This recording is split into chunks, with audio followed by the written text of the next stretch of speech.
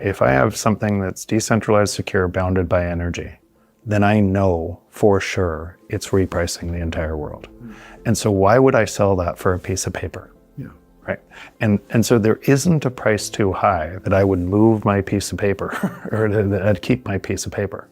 That is my functional currency as I think about it, as my store of value. And again, fear, greed, the confusion of these two systems and the confusion of how fast technology is moving and the misunderstanding, people are going to make all sorts of bad bets on this. Yeah. I'm just going to tell you how I look at it. Yeah. And the deeper you are into understanding this, that it can't be broken, that it's really hard to break because of the consensus mechanism, then you realize, this is very different, and there isn't, you do what Michael Saylor is doing. Right. You just keep buying. You just keep buying. In this thought-provoking interview, Jeff Booth breaks down why Bitcoin is not just an asset, but a fundamental repricing of the entire financial system. He explores the idea that Bitcoin, as a decentralized, energy-backed store of value, is immune to the flaws of fiat currency. The conversation touches on liquidity cycles, sovereign wealth adoption, and the role of Bitcoin in an increasingly unstable global economy.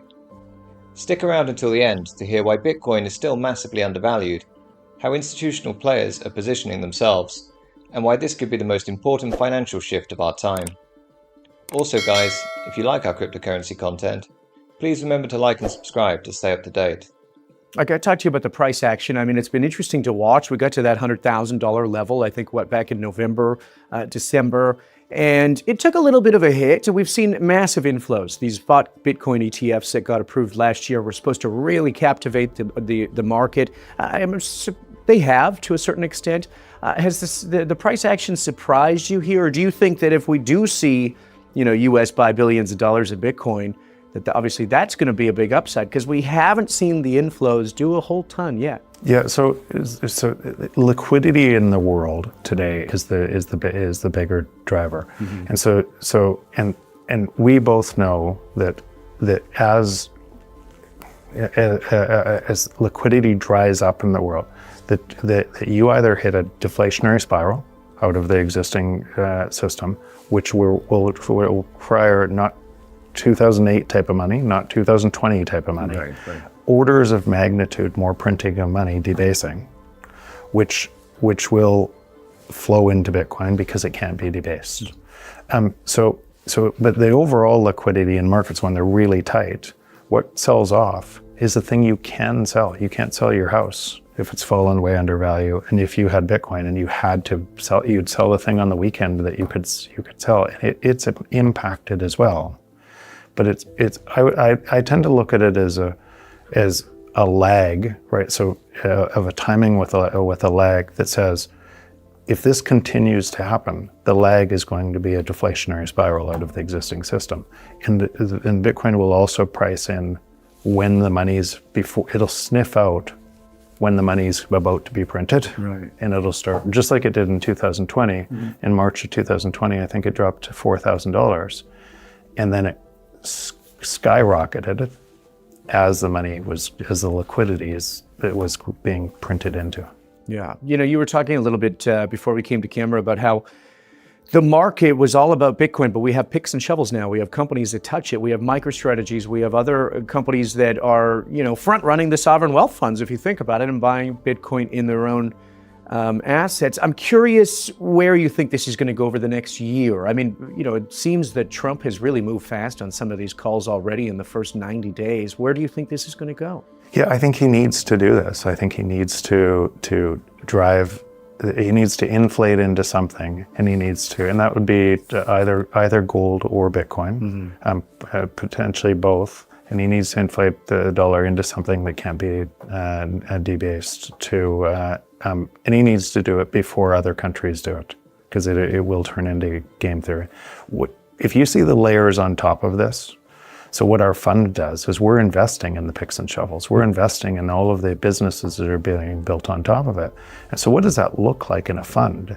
Bitcoin has an IRR of 45%. I would say that that is the risk-free rate of the world right now. People think the risk-free rate is the long bond, the 10-year bond rate, but it has risk because it has all that counterparty risk to all of the debt that is already insolvent. This doesn't have risk because you can hold it in self-custody and be outside of the system, and it has a 45% IRR. So if you're investing in companies on top of that, and those companies are turning profitable and they're adding Bitcoin to their balance sheet each month, right, you have venture capital returns on top of a venture capital asset that is, and why would that exist? Is because the market is consolidating over here, and the free market is creating all of this value to be where the market's going. What do you think about, I mean, we talk to some of these viewers all the time, when the FOMO effect started to happen, Bitcoin towards $100,000, people jumped into it, and now they're sitting there, weird, skeptical, kind of worried. There is an argument there that there's a lot of people that buy Bitcoin that aren't normal retail investors, that just kind of chip away at it in times that they shouldn't, right? The highs, and they're not selling the lows. Do you think that everyone should just kind of not look at the chart, just this long hold strategy here? So again, people will do that. Yeah. People trade, people meme coins. They know it's nonsense. They know it's gambling. They know there's no fundamental value, but they'll still play games. They'll go to casinos. I'm just telling you, I don't. Yeah. If I have something that's decentralized, secure, bounded by energy, then I know for sure it's repricing the entire world. And so why would I sell that for a piece of paper? Yeah. Right. And so there isn't a price too high that I would move my piece of paper or that I'd keep my piece of paper. That is my functional currency as I think about it, as my store of value. And again, fear, greed, the confusion of these two systems, and the confusion of how fast technology is moving, and the misunderstanding, people are going to make all sorts of bad bets on this. Yeah. I'm just going to tell you how I look at it. Yeah. And the deeper you are into understanding this, that it can't be broken, that it's really hard to break because of the consensus mechanism, then you realize, this is very different, and there isn't, you do what Michael Saylor is doing. Right. You just keep buying. The debate between gold and Bitcoin has been ongoing, but history shows that gold has failed to prevent financial manipulation. While it has served as a store of value for over 5,000 years, it has also been centralized, restricted, and repriced, limiting its ability to maintain true financial freedom. Bitcoin, on the other hand, offers something gold never could: decentralization, auditability, and the ability to move instantly across borders. Unlike gold, which requires trust in governments and audits that may never happen, Bitcoin's blockchain is fully transparent and verifiable by anyone at any time. Jeff Booth argues that Bitcoin is the first truly free global market, and as the world moves toward digital assets, governments will struggle to maintain control. While some discuss returning to a gold-backed system, this would ultimately empower nations like Russia and China, making it an unlikely path forward.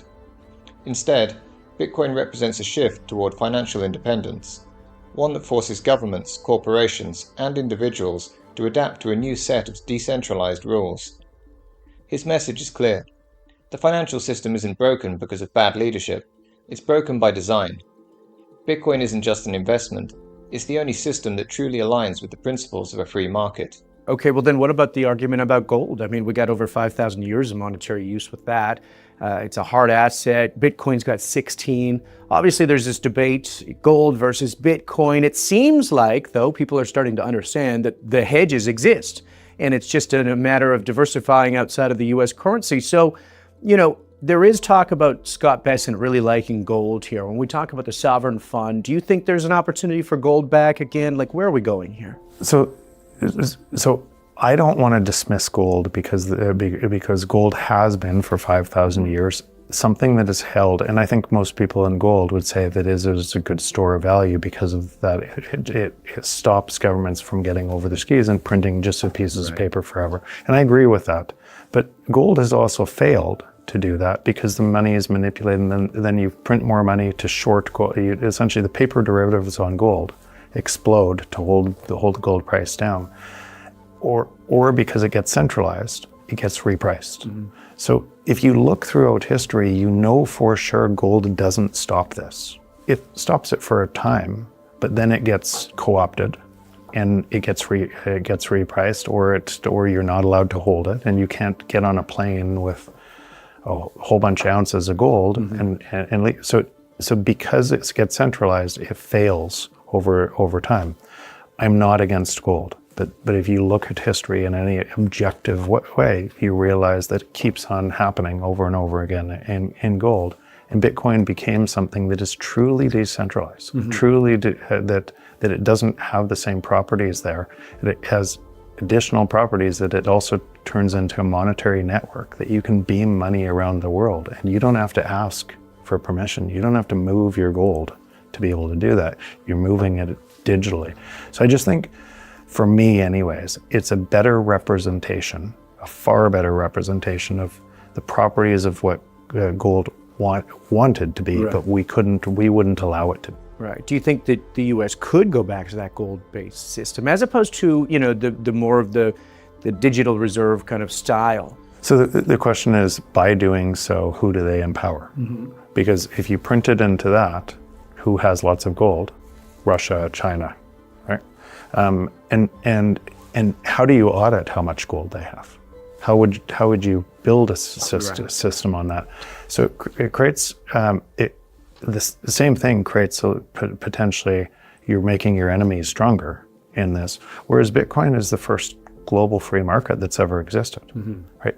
And so if you're for freedom instead of control, then how would a country with dictators survive freedom?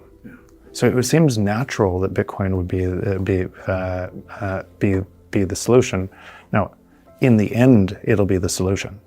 On the way through, all the short-term machinations of trying to negotiate with that, who knows? Well, there's a revaluement aspect there too, right? I mean, I think you got Judy Shelton talking about it. Maybe revaluing our gold reserves in Fort Knox. Some would argue that there's some there. I mean, there's current talks about this whole. Is there gold in Fort Knox? Why not an audit? Any thoughts to this? Well, it's the same premise I said before on gold. It's really hard to audit, and you have to trust somebody else says it's there. My node in Bitcoin audits every transaction that ever happens in Bitcoin, and I can fully audit it myself. I don't need somebody else to do it. What are your thoughts on the U.S. dollar as a global reserve currency here? I mean, obviously we've seen a lot of BRICS nation countries kind of come together, even talking about, offering their own gold-backed currencies at some point. So are you thinking that with Trump in power, he's trying to put a stop to this? We know through his campaign, he said, no, that'll never stop. And again, we have to go back to first principles. If the natural state of the free market is deflation, right, then unfortunately that means you've never lived in a global free market. It means you've lived in a control system. And I hate saying that, but that means that control system has to centralize faster. As technology is supposed to give you more abundance, as AI is, because prices fall to the marginal cost of production. As AI moves faster and faster and merges with robots, the output of that, because we use it, should be faster abundance. But that can't flow to you from a system based on credit, where the credit would collapse if you allowed the deflation to happen. Right. So it has to concentrate. And so all of the things trying to concentrate it are against the natural state of the free market. I'm not saying that most people don't know what I just said, and it's such a big deal, right? That they will measure their prices in the piece of paper and give more energy to the system that's consolidating against them, right, and totally believe that this person's going to fix it, and this person. It's not a person problem; it's a system problem. And if we want to live in free markets where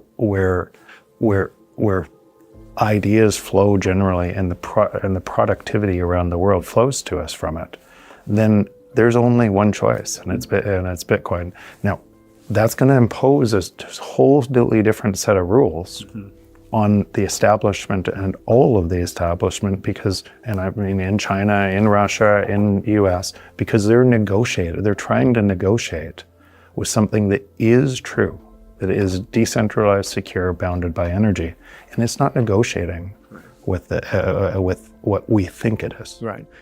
Jeff Booth makes it clear. Bitcoin is fundamentally reshaping the financial system. As governments struggle with debt and economic instability, Bitcoin stands as a transparent, decentralized alternative that cannot be manipulated. The rise of sovereign wealth funds exploring Bitcoin, alongside institutional and global adoption, signals a shift that is already underway. Jeff highlights that free markets are naturally deflationary, but traditional finance operates on an inflationary model that concentrates wealth and power. Bitcoin challenges this structure, creating a financial system that benefits individuals rather than institutions. As more people and governments recognize this shift, Bitcoin's role in the global economy will only grow stronger. The world is at a crossroads, and the choice is clear. Continue supporting a broken system, or embrace a new, decentralized financial future. Thanks for watching, and if you enjoyed this video, please remember to like, subscribe, and share your thoughts in the comments section below.